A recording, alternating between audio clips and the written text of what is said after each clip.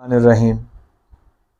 ناظرین کرام، اللہ تبارک و تعالی نے اہل ایمان کے ہر ایک عمل پہ بہت سا اجر و ثواب رکھا ہے، لہٰذا عید الاضحیٰ کے موقع پر قربانی کا ایک بہترین عمل جسے رسول اللہ صلی اللہ علیہ وسلم نے اپنے مختلف فرامین میں اس کے بہت زیادہ ثواب کو بیان فرمایا ہے۔ آج اسی عنوان پہ یعنی عید الاضحیٰ میں کوئی اپنا مستقل جانور ذبح کرتا ہے یا کہیں کوئی حصہ اس میں شامل ہوتا ہے تو اس کو کتنا اجر و ثواب ملتا ہے، وہ کتنا اجر و ثواب کا مستحق ٹھہرتا ہے، ایک حدیث کا ترجمہ آپ کے سامنے بیان کرتے ہیں۔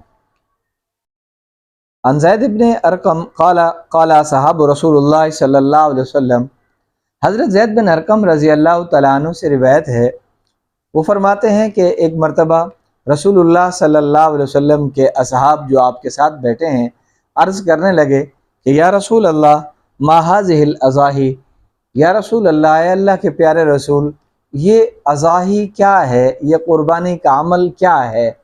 تو رسول اللہ صلی اللہ علیہ وسلم نے فرمایا سنت ابیکم ابراہیم علیہ السلام، یہ تمہارے بابا جناب حضرت ابراہیم علیہ السلام کا بہترین طریقہ، بہترین سنت ہے۔ تو انہوں نے قالو فما لنا فیہا یا رسول اللہ، تو انہوں نے آگے عرض کی کہ اے اللہ کے رسول صلی اللہ علیہ وسلم، پھر اس میں ہمارے لیے کیا ثواب ہے؟ اس طریقہ کو جب ہم اپنائیں گے، اس کے مطابق جب ہم عمل کریں گے، ہم قربانی کریں گے تو اس میں ہمارے لیے کیا ہوگا؟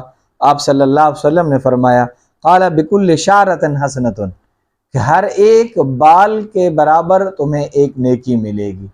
وہ جانور اونٹ ہے، بھیڑ ہے، بکری ہے، گائے ہے، کون سا بھی جانور ہے، بکل شعرۃ حسنۃ، ہر ایک بال کے مقابلے میں بدلے میں ایک نیکی۔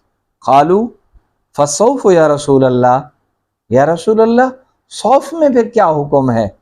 تو قال بکل شعرۃ من الصوف حسنۃ، رسول اللہ صلی اللہ علیہ وسلم مہربان نبی رحمت للعالمین نبی نے بھی فرمایا کہ وہ جو اون ہے، یعنی اون کے متعلق انہوں نے سوال کیا کہ بھیڑ کی جو اون ہے وہ تو بہت ہی زیادہ اس میں بال ہوتے ہیں، اس کے لیے کیا حکم ہے؟ سرکار نے فرمایا کہ بکل شعرۃ من الصوف حسنۃ، اون کے بھی ہر ایک بال پہ اللہ تبارک و تعالی ایک نیکی عطا فرماتے ہیں۔ سامعین مکرم، یہ عظیم ترین عمل ہے، ہمیں اس میں ہر حال میں شامل ہونا ہے۔ وہ مرد حضرات جو صاحب نصاب ہیں، اللہ تعالیٰ نے انہیں صاحب استطاعت بنایا ہے، وہ بھی کریں۔ خواتین جو ہیں ان کے لیے بھی لازم ہے کہ ان کے پاس وہ خود اگر صاحب نصاب ہیں، سونا ہے یا چاندی ہے، تو ان پہ بھی قربانی لازم ہے۔ اور اس کے ساتھ ساتھ اسی عنوان پہ رسول اللہ صلی اللہ علیہ وسلم نے فرمایا، آپ کا فرمان عالی شان ہے کہ سمنوا ضحایاکم فإنھا علی الصراط مطایاکم، کہ اپنے قربانی کے جانوروں کو خوب کھلاؤ پلاؤ، خوب موٹا تازہ کرو، انہیں خوب ان کی خدمت کرو، کیوں کہ یہی جانور پل صراط پر تمہاری سواری بنیں گے۔